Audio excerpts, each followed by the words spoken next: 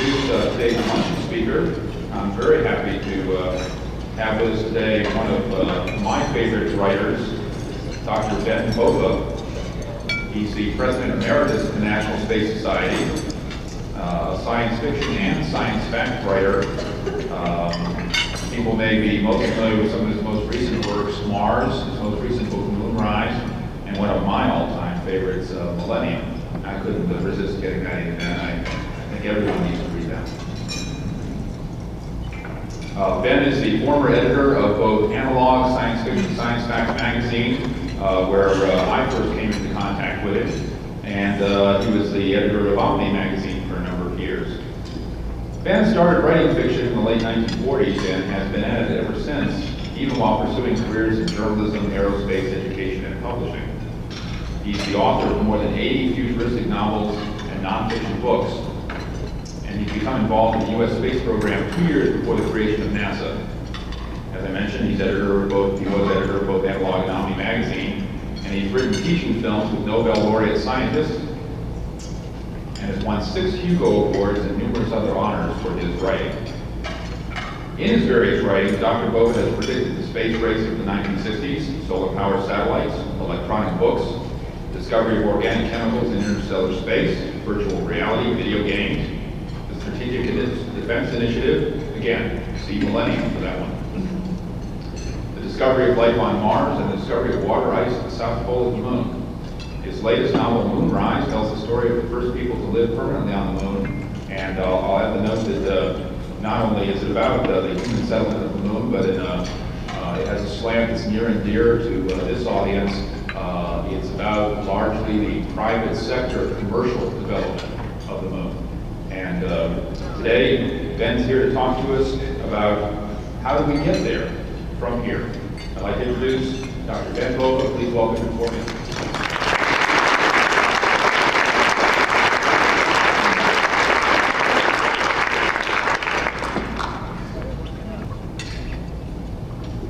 Those of you who are disappointed that it's not Bob Zubrin, he's sitting right here. I attended Bob's address this morning, and I found it fascinating. Really wonderful material. I don't agree with all of it, but I've got to admit, Bob, Zubrin is a lot smarter than I am. He wrote up a bunch of his books, and he put them out there, and he sold them. All I got is one flimsy sheet of paper.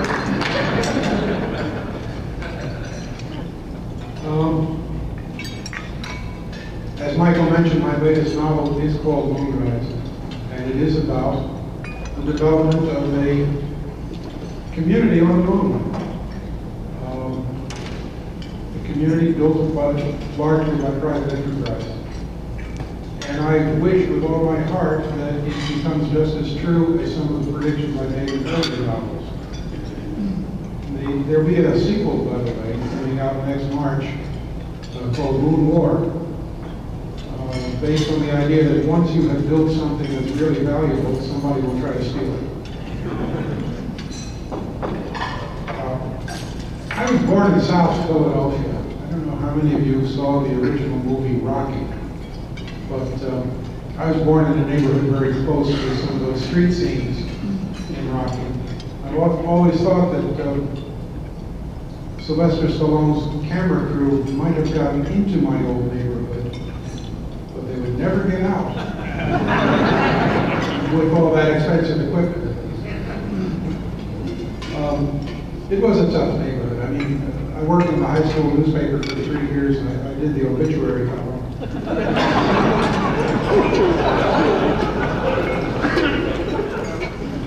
Longest part of the picture. But what took me out of South Philadelphia was the lure of space.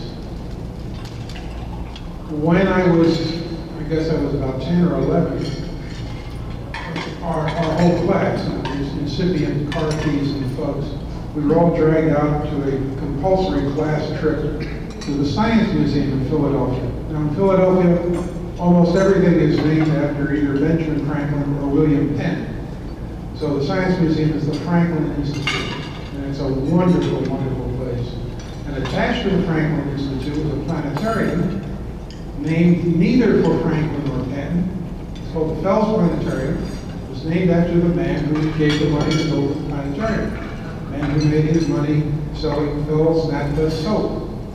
Most of you are too young to remember Fells Naphtha. It was this harsh, brown soap that took off dirt, skin, nerves, bones, everything. But Mr. Fells, spelled with one L, donated the money for the planetarium, and they brought my class into this strange round room with a dome, and something in the middle that looked like a giant ant. Now, in that sense, I impress you. I remember thinking, it looks like a giant ant.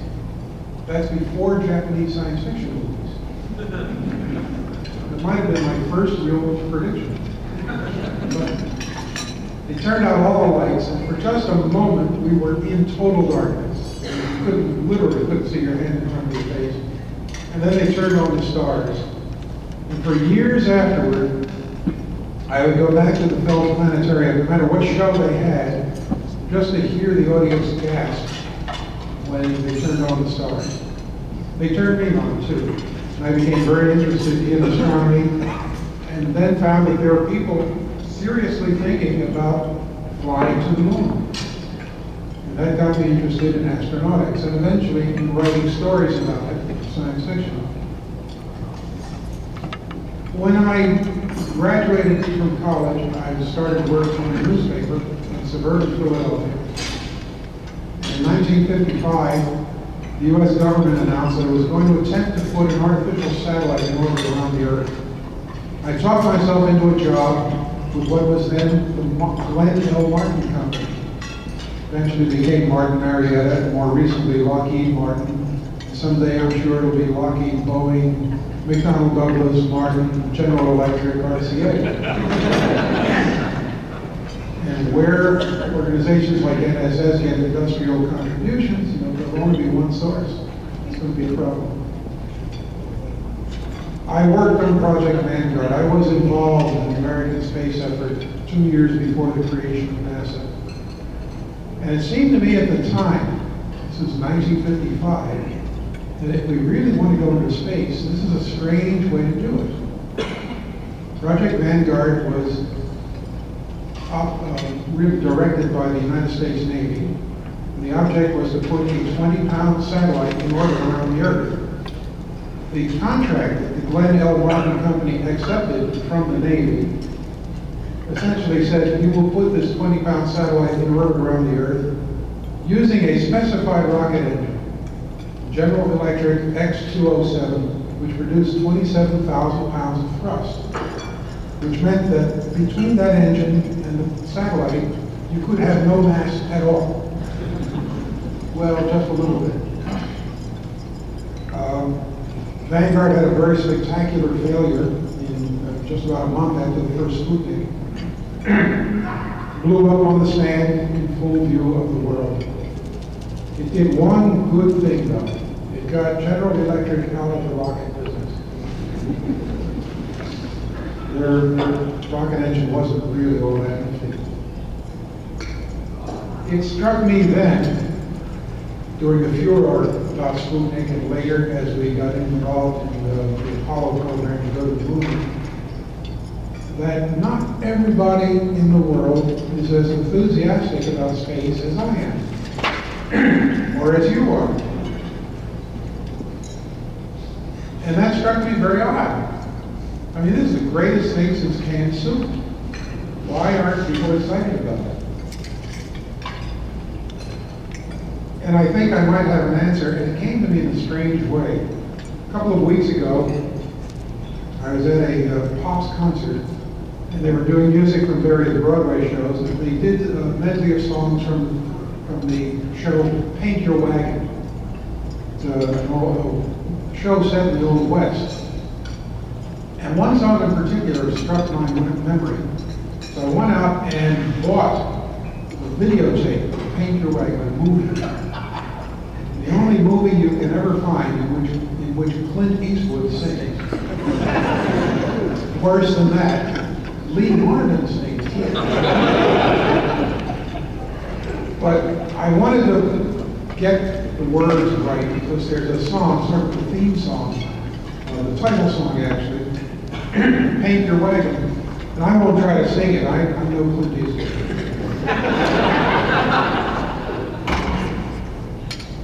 But the words to the song are this.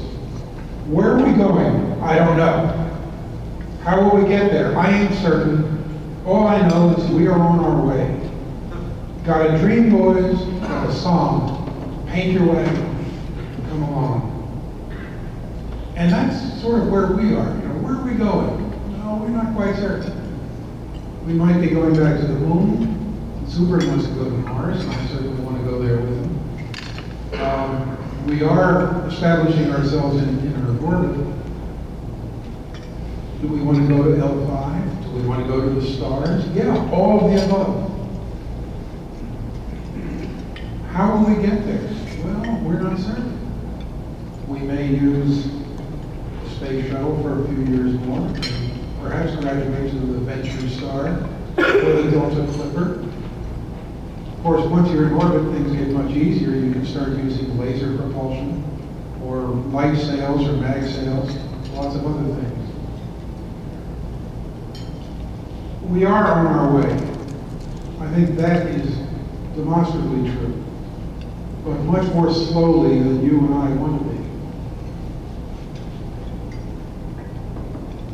be. The big thing that has happened in the past few years is the commercial interest in space.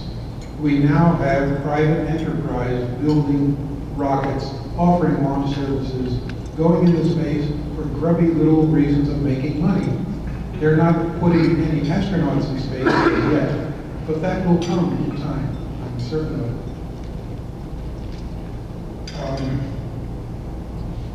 Now that line of the song, "Got a Dream, Boys," we have that dream. The reason you're here is that we have that dream. We share it. But the bad news is that the rest of the world does not have that dream. We've been singing this song, the National Space Society, as individuals. We've been singing this song to the rest of the world for more than 25 years, and I don't think we've made much of a dent. I've been singing this song for a lot longer than that. And the fact is, it's our dream, but it is not theirs. The fact is that there's 100 people here at this luncheon. There should be 10,000. I think the audience. Has the National Space Society made a difference in the world? Yeah, I think we have. But I think it's been on the margins. I don't think we have yet reached a position where we can push for policies that we really want. I don't think we have been leading the cause. I think we've been just sort of nudging along the sides. As I say, most people aren't terribly interested in space. They'll give lip service and say, yeah, it's great, we love it. But they don't back it. They don't support it. Most people's real interests are much, much closer to home. They're worried about jobs. They're worried about their children. They're worried about crime, about the environment, about politics. They're terribly interested in gossip and scandal. But when you tell them we have the key to make every human being on earth richer than Croesus, they don't believe it. Even when you give them the information, when you give them the data. They're not willing to do a damn thing about investing in the future. So, we face several fallacies that are rife out there beyond these walls. I've written about them before. There's the flat earth fallacy. You know, let's fix the problems on earth before we do anything in space. Well, I've maintained for a long time we can't fix the problems on earth unless we do a lot in space.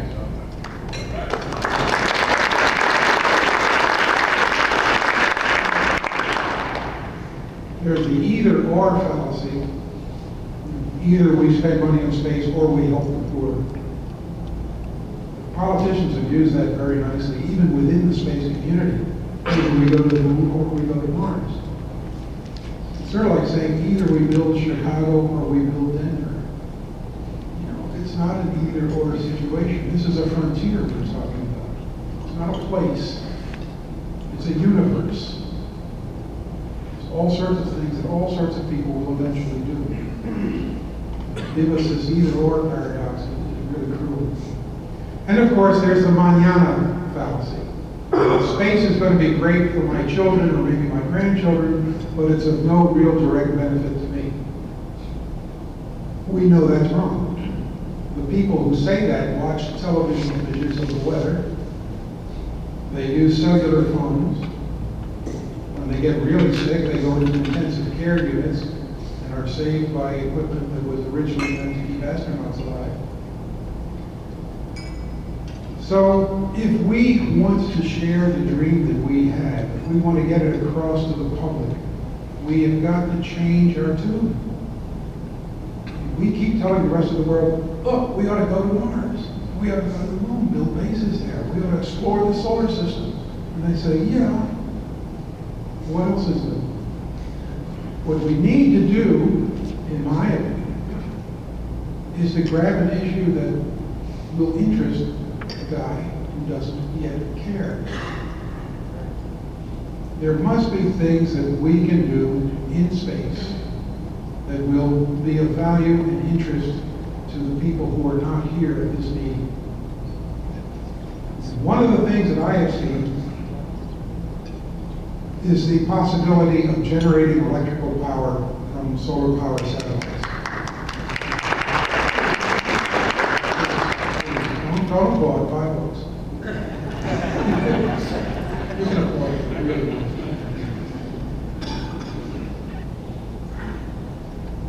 Many people are concerned, or at least they say they're concerned about the environment.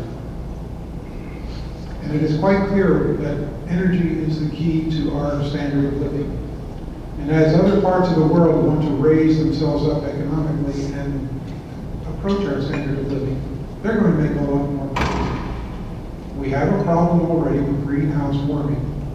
I live here in Florida, down the southwest coast of Florida, and there are some very conservative people there who think the greenhouse is a political issue. That is something invented by pointy-headed liberals to sort of force their will on the world. The greenhouse is very real. Year by year, the Earth's climate gets warmer, and it's getting warmer pretty much in parallel with the amount of greenhouse gases we're putting into the atmosphere. The various numerical models are getting closer and closer to actual observations, and the predictions are all pretty dreary. I live right on the beach. Fortunately, I live on the 13th floor, so we can take a bit of sea level rise without too much trouble. We beat the hell out of the road system, though. Solar power satellites offer the opportunity to generate the kinds of energy we need for a growing world economy without really badly polluting the atmosphere. And of course, just among us, solar power satellites are a way to get everybody interested in space and a way to get a really major space effort underway. To build even a demonstration solar power satellite, we will need workmen in orbit and workwomen. We will need new technology. We will need lots of space missions. And at the end, we will have an infrastructure. I don't really like the word, but there it is. We'll have an infrastructure that will help us to go elsewhere in space, to do other things. Now, when you start talking about major programs like this, of course, you've got people outside these walls say, I'm not going to spend my tax money on that. To which I say, fine, you don't have to. There are other ways to finance it. Right now, today, companies like Motorola have already raised billions of dollars in the private money market for their network of communication satellites. There are plenty of ways to raise money. Think back 100 years. I'm not quite that old, but I have been told that the great power dams in our West were built not by private enterprise alone, not by governments alone, but by a cooperative partnership In most cases, like the Grand Coulee Dam and Hoover Dam, the U.S. government provided long-term, low-interest loans, 50 years at 4%. Those dams have paid off those loans, and now money is coming into the U.S. Treasury. That's one way to do it. We had situations much more recently where the federal government essentially backed loans, gave the full faith and credit of the United States government to private loans to help bail out corporations that were in trouble, corporations like Chrysler and Lockheed. The United States government also provides funding for programs.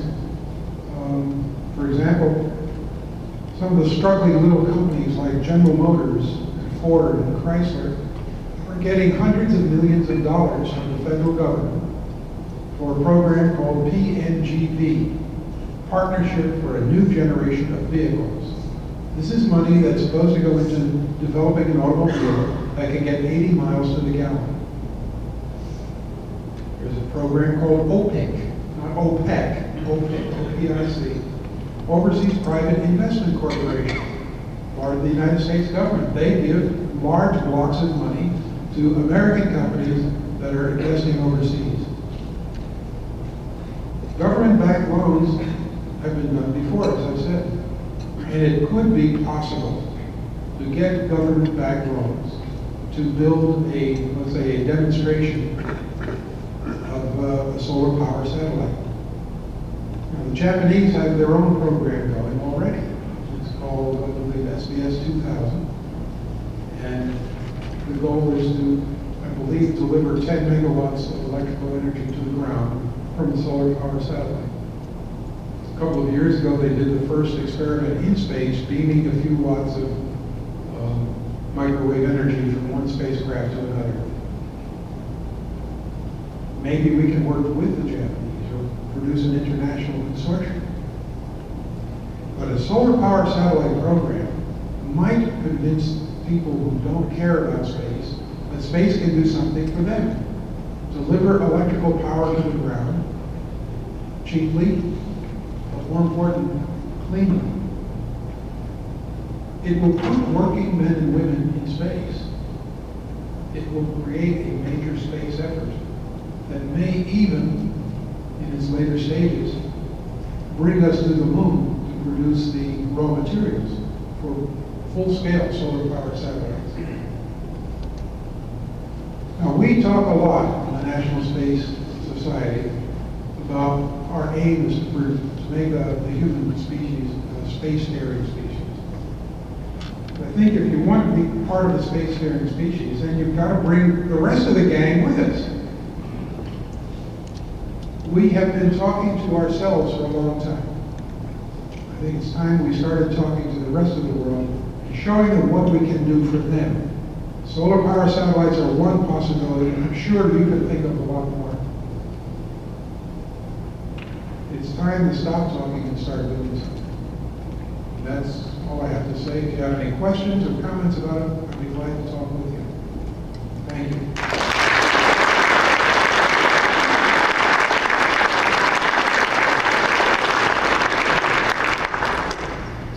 Israel, Italy, Japan, Russia, United States, China, Canada, India, and France. Just in case you were wondering.